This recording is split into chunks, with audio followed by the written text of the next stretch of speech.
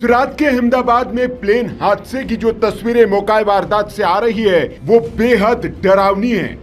आप देख सकते हैं कि पूरा का पूरा प्लेन मलबे में तब्दील हो चुका है और इन तस्वीरों को देखने के बाद कोई नहीं कह सकता कि इसमें जो भी सवार होगा उसमें से कोई भी जीवित बच पाया होगा। ये प्लेन मेडिकल कॉलेज के हॉस्टल बिल्डिंग पर क्रैश हुआ है। इससे ये भी आशंका जताई जा रही है कि इस हॉस्टल में रहने वाले कई लोग भी हताहत हुए होंगे।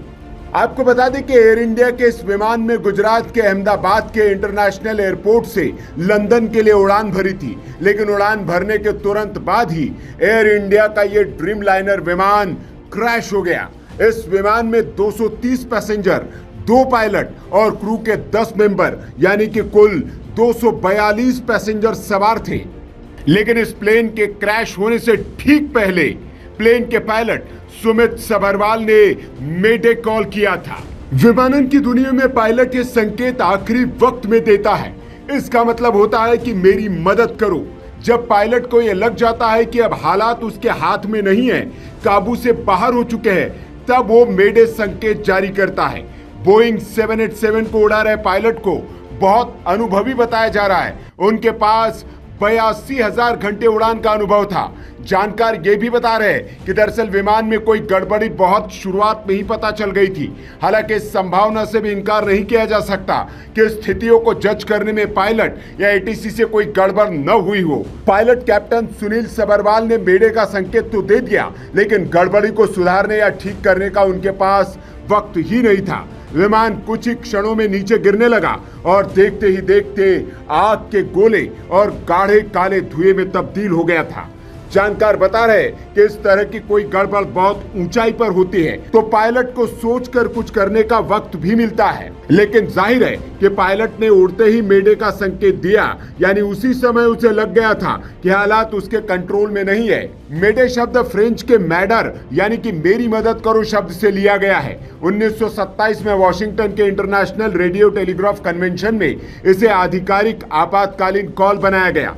पायलट इसे 3 बार दोहराते हैं, मेडे मेडे मेडे, ताकि एटीसी इसे तुरंत समझ ले और बाकी रेडियो संदेशों के बीच ये साफ सुनाई दे। ये कॉल इंजन फेल, आग, दबाव में कमी या किसी ऐसी स्थिति में दी जाती है जहां तुरंत मदद की जरूरत होती है। जानकारी ये भी मिल रही कि अहमदाबाद हादसे में पायलट ने टेक ऑफ के 2 मिनट बाद ही मेडे कॉल दिया था। उस वक्त विमान सिर्फ 625 फीट की ऊंचाई पर था।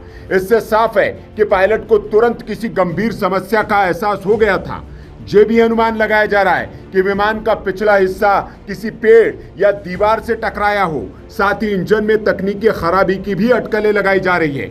लेकिन यहाँ ये भी जिक्र करना जरूरी है कि विमान की 2 बार दिल्ली और अहमदाबाद में जांच की जा चुकी थी।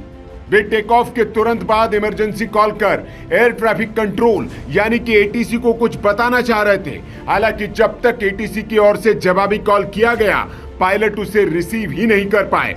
इसके तुरंत बाद प्लेन क्रैश हो गया। इस हादसे पर एयर इंडिया का बयान भी आया है। एयर इंडिया ने कहा कि प्लेन क्रैश होने के बाद फायर ब्रिगेड की कई गाड़ियां मौके पर पहुंची है। राहत और बचाव का काम किया जा रहा है। हालांकि इस हादसे में कितने जान माल का नुकसान हुआ है, इस बारे में अभी तक कोई आधिकारिक जानकारी नहीं आ पाई है। एयर इंडिया ने सोशल मीडिया हैंडल एक्स पर कहा है कि फ्लाइट AI-171 अहमदाबाद से लंदन गैटविक जा रही थी। 12 जून को दुर्घटना का शिकार हुई है।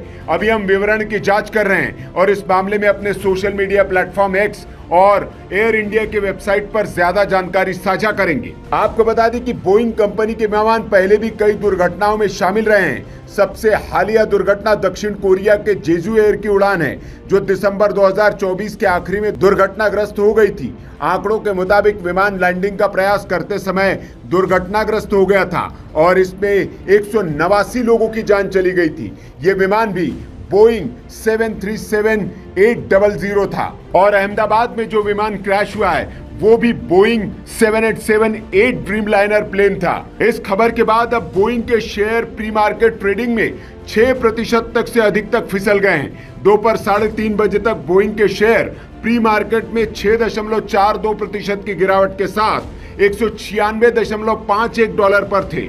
Bureau report, VK news.